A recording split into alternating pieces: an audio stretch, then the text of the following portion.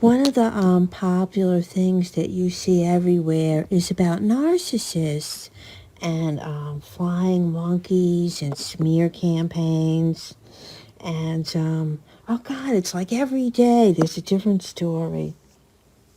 If anyone's listening that doesn't know what a flying monkey is back when they had that movie, The Wizard of Oz, the witch had flying monkeys that like did her bidding. Like she told them to do like chaos and sabotage things, and they went and did it. So flying monkeys is people that aid and abet.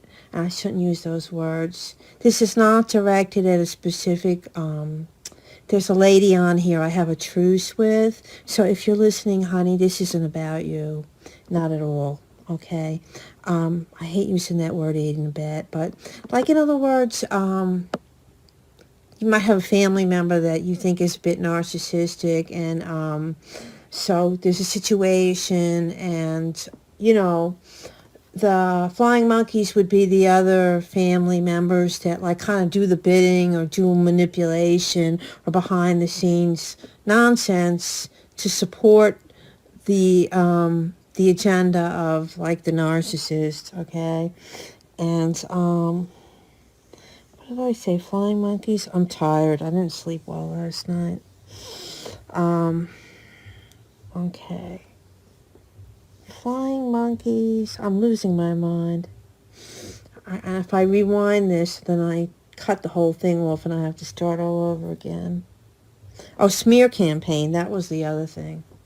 So smear campaign is like when somebody is narcissistic, or they've put out a lie, they have an agenda, and you kind of caught them in it, and you call them out on it, almost like a cross-examination when someone's on trial. They do damage control, and they start with the smear campaign to deflect from themselves and what they've done or been doing or they're about to do. And they start saying all this crap about you or anything that you've been involved with and telling lies. These people generally are skilled liars and manipulative. They're so good at it, they've been doing it since they popped out of the womb. And so they're really good at it, and I think initially most people will believe them because a good liar, it says in the Bible that a good liar mixes lies in with the truth. So, yeah. So, like, as soon as, like, they get called out and their little bubble of fantasy land, lie, whatever, gets popped, they've got to run out with the smear campaign to deflect, and then they go crying to the flying monkeys who might believe the narrative that they've given, and then they go and act accordingly. It's not like the narcissist holds a staff meeting and says, "Hi, I'm your boss, the narcissist, and I am a, pardon my French, fucking liar, and we are going to do evil deeds, and we are going to get this person by doing A, B, and C." Instead, they might be passive and act all innocent and cry and tell their side of the story and blah, blah, blah, and say how that other person is like the bad one or the evil one, or they're this, they're that, blah, blah, blah, blah, blah. And the people around them tend to enable them. I don't know who's worse, the person doing, the head narcissist, or the flying monkeys, because they're going along with it. They're going along with it, and it's not a healthy friendship, a healthy dynamic, a healthy relationship. Unfortunately, sometimes it is coworkers and family members, and you really are stuck with the narrative, whether you participate in the flying monkey stuff or not. But you'll be forced to listen to the smear campaign. But if it was someone that was a friend of mine, I actually did have a friend like that. Probably had more than one friend like that. But one comes into mind very strongly. It was the first time I really learned the word narcissist. She was so good at it. My God, she could turn on the waterworks. So she was like the role model for the narcissist.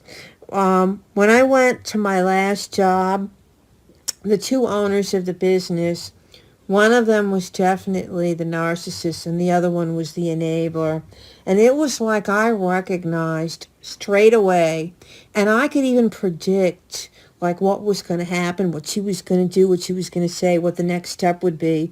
And I was doing my own mental gymnastics saying, well, A just happened, so she's going to go to B and C. Well, let me have a preemptive strike because I know she's going to do B, C, and D. So I'm going to do E, F, and G to kind of keep her from being able to do B, C, and D on me.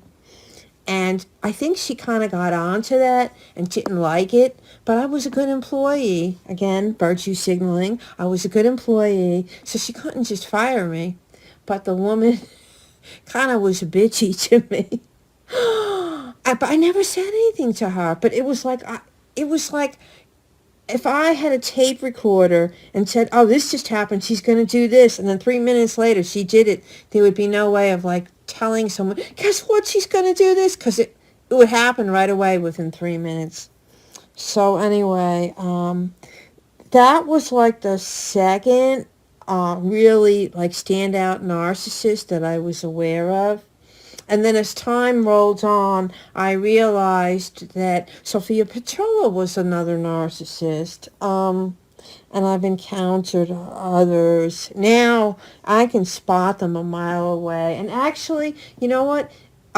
If someone is a little bit narcissistic or they're even a full-on narcissist, but they're not messing with me, I have no issue with you. I mean, someone could look at me and say I'm a narcissist. Maybe I don't think so. I think that a healthy, well-developed ego is going to have some narcissistic traits, like in self-care, maybe in grooming. You use a little makeup, you fix your hair, whatever. That's assumed to be narcissistic. Well, the funny thing is the first narcissist that I was aware of, she was very, I don't even want to describe her physical appearance. She was excessively groomed. The second one was appropriately groomed. And the third one threw me for a loop because she was very unattractive. She looked like Sophia Petrillo, but she was like narcissistic with name brands and costs of things and like that. So anyway, I just don't, I can recognize it right away. I can see the little, T, whatever you want to call it, the little vernacular. And if it doesn't directly affect me, I don't care. I'm talking about it. This is like a little hobby, a little bit of memoirs, whatever. And I'm sure that I've been, at times in my life, narcissistic to someone else. Maybe there should be a game called, Whack-A-Mole, Whack-A Narcissist. Someone should make up a board game. No one plays board games anymore, but it should be called Narcissist. Like where you have to dodge the narcissist or like come up with the best case scenario of how to get out of dealing with the narcissist or what the best choice is, or, that movie Mean Girls, where the group of girls, the Plastics, led by the head narcissist, Regina George. Like she dictated that on a certain day of the week they all wore pink, they all wore certain thing, blah, blah, blah. Anyway, I've gone off on a tangent. I'm like falling into narcissist world, laughing about it. I'm going to go check on my iced coffee. Anyway, everyone, have a great day and watch out for narcissists, smear campaigns, and flying monkeys. They're everywhere. I'm afraid to open my window. A flying monkey might just come in through the kitchen window. Love you. Not all of you, but some of you. Have a great day. Bye.